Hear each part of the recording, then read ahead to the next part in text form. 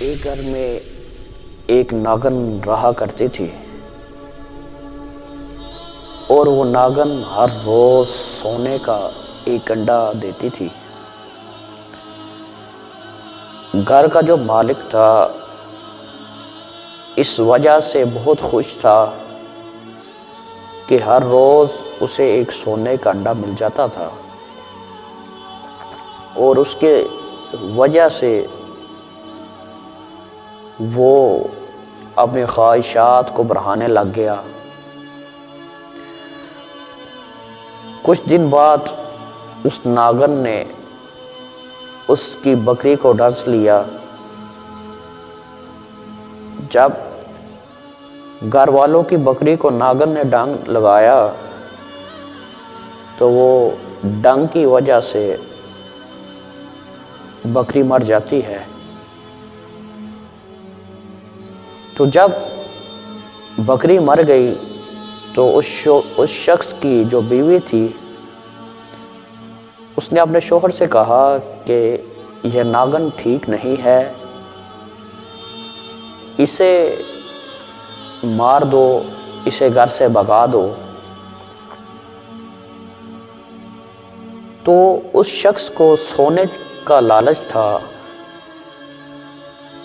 उसने कहा कि कोई नहीं, ये इतना सोना हमें देती है, एक दिन के सोने की मार नहीं है, बकरी और आ जाएगी। अपने दिल को बहला गया। घर वाले उसे कहते ही रह गए कि इसे मार दो, लेकिन वो उसे मार ना सका। कुछ ही अरसे के बाद उस नागर ने उनके पालतू गधे को डंस लिया। उनका पालतू गधा जो था डंसने की वजह से मर जाता है। जब गधा मरा वक्ती तौर पर उसे अफसोस हुआ, लेकिन दिल में जो लालच थी, जो हसरत थी, वो भी बाकी थी। सोचने लगा कि ये गधा है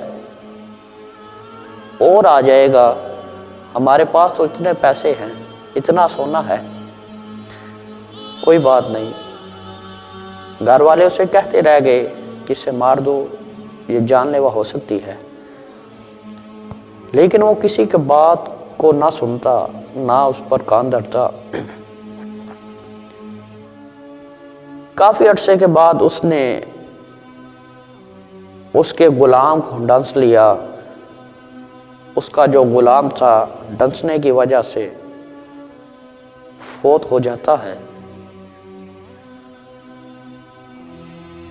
जब वो फौत हो गया तो उसकी घरवाली ने फिर उसे बिठाया, समझाया, क्या मेरे शौहर, ये हमारे लिए ठीक नहीं है। पहले हमारी बकरी गई, फिर हमारा गधा गया, अब तो गुलाम भी चला गया है, लिहाजा इसे मार दो। लेकिन दोस्तों, जो लालच थी उसके दिल में अभी बाकी थी। उसने कहा कोई बात नहीं, गुलाम और ले आएंगे, इतना सोना आता है। इसी तरह करते करते 2 साल का अरसा गुजर गया। काफी अरसा गुजरने के बाद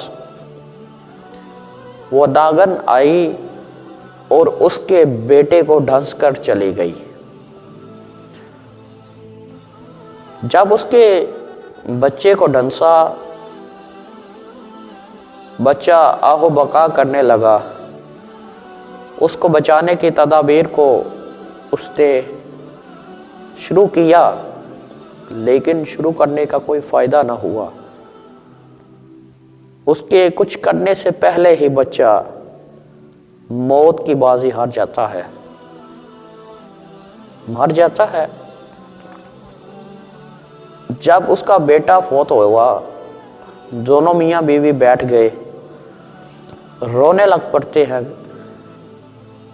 और उस वक्त जाकर वो ये कहता है कि आज मैंने नागन को नहीं छोड़ना, आज इसे मैंने मार देना है। दोस्तों जब वो उस सुराख के पास गया, वो नागन छुप जाती थी, छुप के आती और अंडा देकर चली जाती थी और ढांस कर चली जाती थी। काफी देर तक वो अपने सुरंग से, अपने सुराख से बाहर ना निकली। जब दुख थोड़ा सा हल्का हो गया, लेकिन लालच भर गया, मियाँ बीवी दोनों सोचने लगे जो होना था वो तो हो गया, हमारे पास अब माल नहीं आ रहा, हम ऐसे ही करते हैं, नागन के साथ सुलह कर लेते हैं। उस मियाँ बीवी ने इस बात का हद किया कि अब हमने नागन को कुछ नहीं कहना, हमने उसके साथ सुलह कर लेनी है, और जिस तरह वो हमें पहले अंडा देती थी इसी तरह हमें अंडा देगी। वो उसके सुराख के पास जाते हैं, सफाई की महंगे तरीन इत्र लगाए उस जगह पर, ताकि खुशबू को देखकर वो नागन बाहर आए। जब नागन ने ये चीज़ को देखा कि वो इधर आए हैं, मेरे साथ सुलह का पैगाम उन्होंने भेजा है, उसने सुलह कर ली। वो आती, फिर अंडा सोने का देकर चली जाती, आती अंडा सोने का देकर चली जाती। काफी दिनों के बाद उसने उसकी बीवी को आन डसा। पहले उसकी बकरी गई, फिर उसका गधा गया, फिर गुलाम गया, फिर बेटा गया। इतना कुछ जाने के बाद भी समझा नहीं, आखिरकार अपनी बीवी से भी हाथ खो बैठता है। बीवी के मरने के बाद उसने फिर कहा कि अब मैं इसको नहीं छोड़ूंगा, अब मैंने इसे को मारना ही है। काफी दिनों के बाद फिर वो बाहर ना आई।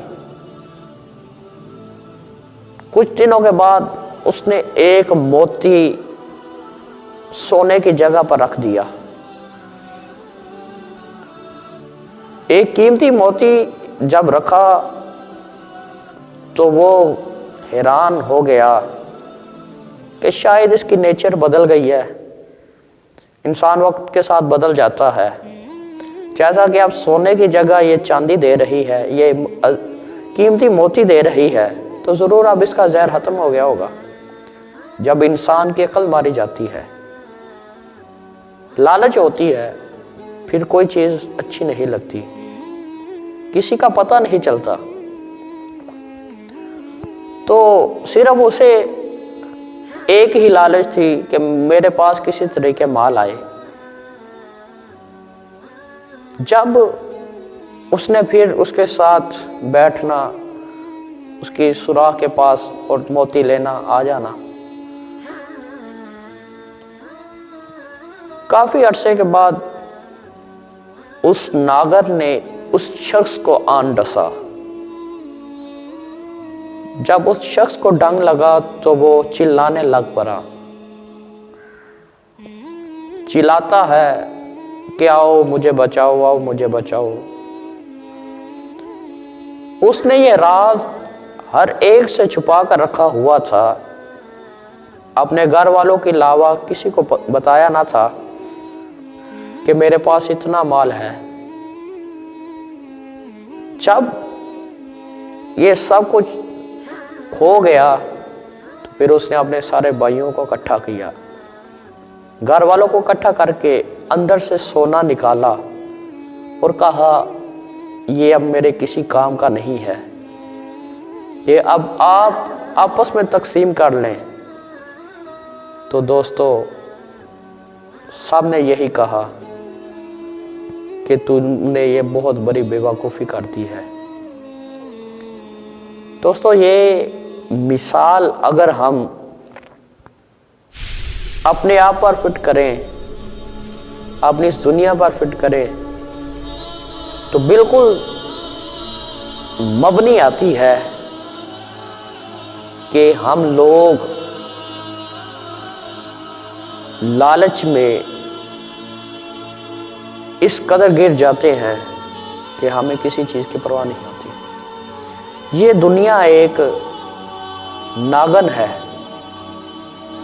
जो हमें कीमती ख्वाब दिखाती है